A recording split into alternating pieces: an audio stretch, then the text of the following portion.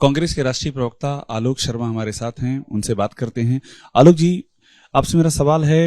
एक शंकर सिंह वाघेला जी से हम लोग ने बात की कि गुजरात के पूर्व सीएम हैं, सपोर्ट भी कर रहे हैं कांग्रेस पार्टी को, लेकिन उन्होंने अपनी बातचीत में ये कहा, उन्होंने कहा कि गुजरात में सत्ता विरोधी लहर है, मगर साथ ही ये भी कहा कि कांग्रेस ने अपना होमवर्क नहीं किया है, कांग्रेस में किलर इंस्टिंक्ट नहीं है, कांग्रेस में सरकार बने इसकी कोई छटपटाहट नहीं है, मतलब कोई कांग्रेस की ओर से एफर्ट नहीं दिख रहा है, जनता दे दे तो दे दे।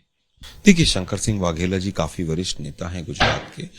मैं उनके किसी भी वाक्य को नकार नहीं सकता हूं। और जहां तक बात ये तमाम शब्दावली है, किलर इंस्टिंक्ट और छटपटाहट, मुझे लगता है लोकतंत्र में किलर इंस्टिंक्ट और ये चीजें नहीं होनी चाहिए। जहां तक होमवर्क की बात है तो एक वरिष्ठ लीडर है, मैं कह सकता हूं कहीं जरूर कमी भी रह सकती है। हमारे चुनाव के लड़ने के तरीके में भी कमी रह सकती है, कहीं पर हमारे प्रयास में कमी रह सकती है। और मैं व्यक्तिगत तौर पे भी उनसे मिलकर जानना चाहूँगा, अगर कहीं पर उनको कमी लगती है तो हम ज़रूर उनसे, क्योंकि उन्होंने कांग्रेस पार्टी के लिए खुला समर्थन किया है अपना कि आप कांग्रेस को वोट दें, और जनता से आह्वान किया है, अपने बेटे को कांग्रेस वापस दोबारा से ज्वाइन कराया है, वो कांग्रेस के टिकट पर चुनाव भी लड़ रहे हैं। अगर कहीं पर उनको लगता है कोई अच्छा सुझाव है तो हमें कोई आपत्ति नहीं है, हम उनसे ज़रूर लेंगे। और उन्होंने राहुल जी की तारीफ की, कहा कि राहुल जी एक स्टेट्समैन हैं, लेकिन कहा कि पॉलिटिशियन नहीं है और सरकार बने ना बने उन्हें कोई फर्क नहीं पड़ता है इससे। देखिए, उनका ये निजी विचार हो सकता है।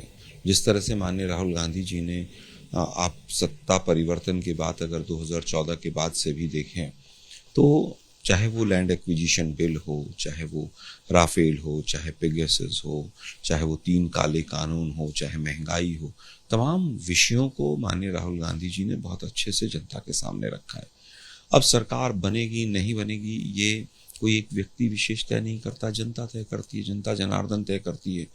और उनको फर्क पड़ता है कि नहीं पड़ता है, मैं इस बात से सहमत नहीं हूँ।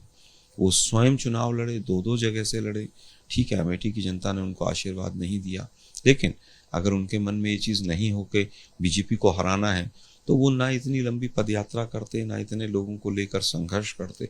संघर्ष के ऊपर, संघर्ष के तरीके के ऊपर चिंतन मंथन हो सकता है, लेकिन उनकी नीयत जो है वो क्लियर है कि फांसीवादी जो ताकतें हैं जिन्होंने पूरी तरह से देश को गिरफ्त में ले लिया है, उनसे देश को छुटकारा मिलना चाहिए। और पिछड़े जो लोग रह गए हैं वो कैसे और पिछड़े ना हो, वो कैसे मेन स्ट्रीम में आकर विकास की तरफ बढ़ें, ये उनका लक्ष्य बिल्कुल स्पष्ट नजर आता है।